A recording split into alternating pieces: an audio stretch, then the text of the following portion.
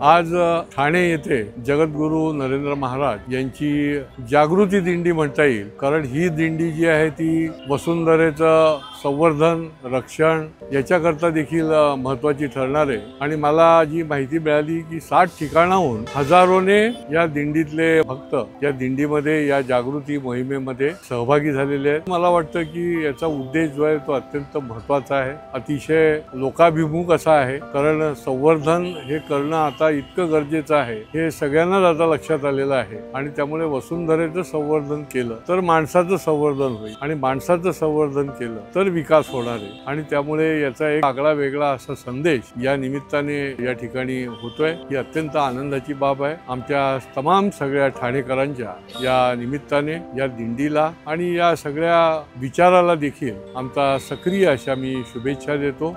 Jai Siyaram.